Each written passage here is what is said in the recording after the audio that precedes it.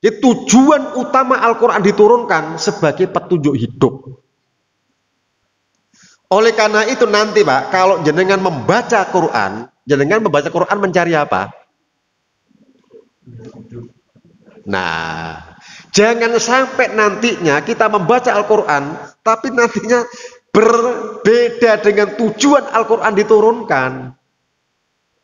Kalau Al-Quran diturunkan sebagai pedoman hidup, maka pada saat kita membaca Al-Quran, seharusnya semangatnya adalah semangat mencari hidayah, mencari petunjuk hidup, gitu.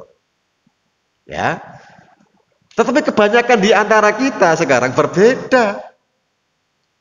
Membaca Al-Quran berburu pahala, mencari pahala, bukan mencari hidayah.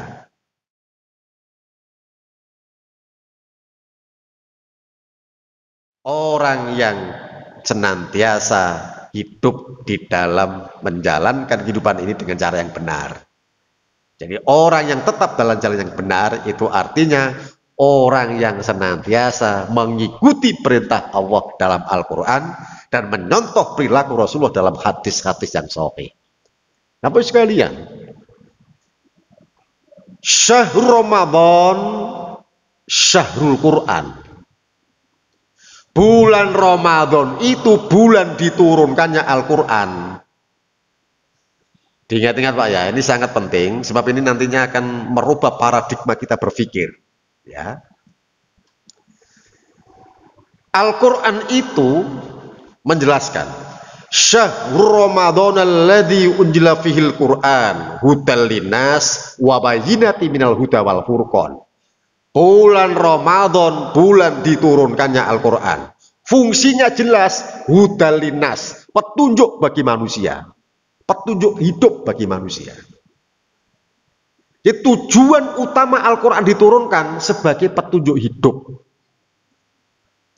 Oleh karena itu nanti Pak, kalau jenengan membaca Quran, jenengan membaca Quran mencari apa?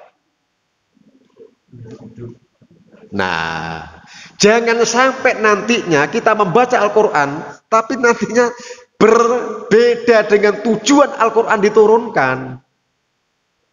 Kalau Al-Quran diturunkan sebagai pedoman hidup, maka pada saat kita membaca Al-Quran, seharusnya semangatnya adalah semangat mencari hidayah, mencari petunjuk hidup, gitu.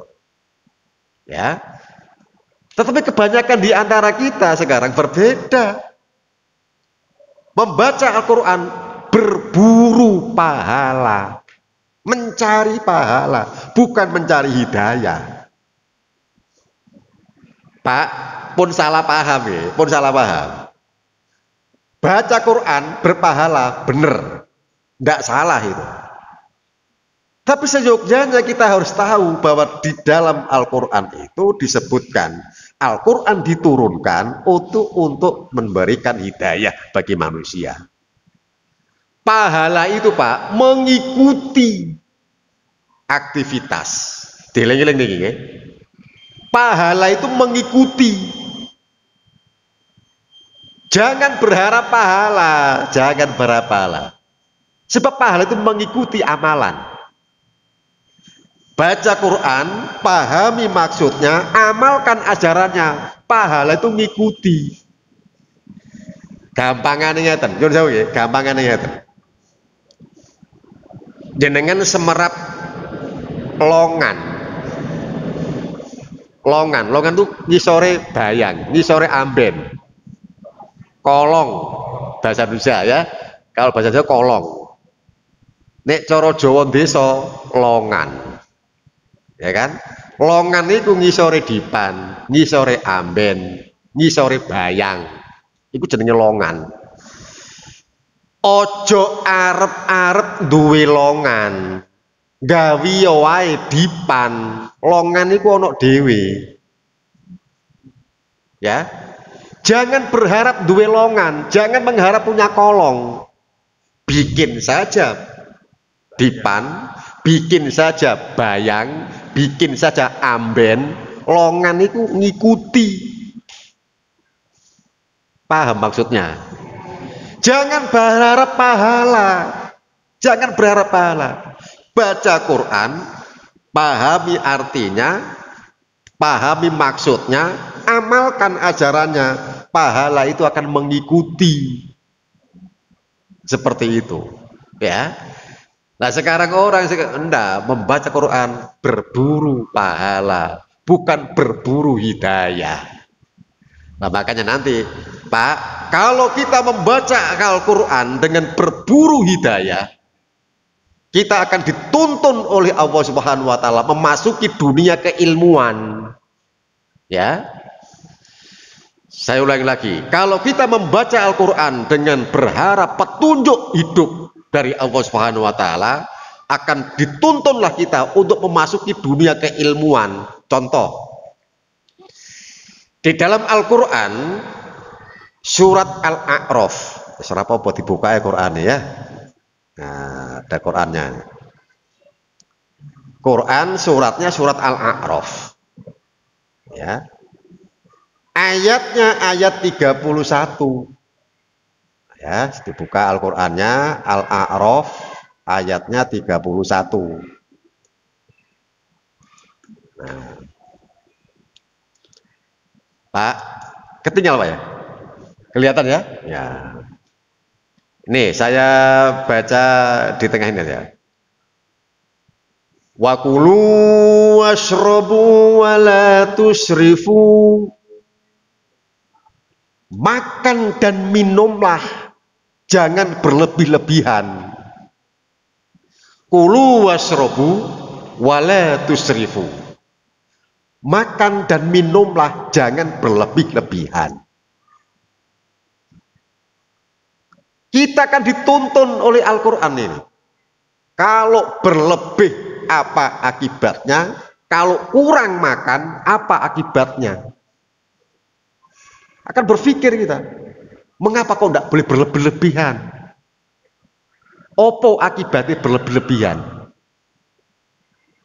Kalau kurang makan itu apa akibatnya? Dituntun begitu. Dulu Pak, banyak orang yang mati kelaparan, kurang makan. Sekarang dibalik oleh Allah. Banyak orang mati karena terlalu banyak makan. Subhanallah, kolesterol tinggi, diabetes, asam urat, ya, itu kebanyakan dari faktor makanan, termasuk ginjal, ya. Bu, Pak, hati-hati ya. Kalau tak ngadekin, kalau jenengan sakit Pak, perut tembus geger, hati-hati Pak. Iku ngono ginjel, kakean mangan rempelo jeroan ati nang ngono. Ora entuk mangan ngono-ngono. Walaupun halal, jangan berlebihan makan itu. Sebab ngarai penyakit. Akan dituntun pula kulu wasrobu wala tusrifu. Nanti ada konsep 4 sehat 5 sempurna. Makanan, Pak. Dituntun ke sana. Makanlah yang baik-baik lagi halal. Halalan thayyibah, yang halal maupun yang baik. Itu diberitahukan gitu. Ini satu topik. Jika dulu ada 4 sehat 5 sempurna, Pak, 4 sehat 5 sempurna itu tidak bisa diganti dengan cukup 2 pisang. Ya, kita pun akan paham. Aku dibujui apa orang ngerti ya kira Pak. Kok makan pisang ketek, ngerti kan? Ya, jadi ini hati-hati ya, hati-hati. Oleh karena itu bacalah Quran dengan semangat mencari hidayah. Sebab dengan mencari hidayah kita akan dituntun kepada masuk pada dunia keilmuan. Ya, nah baru sekalian, saya kira cukup yang dapat saya sampaikan.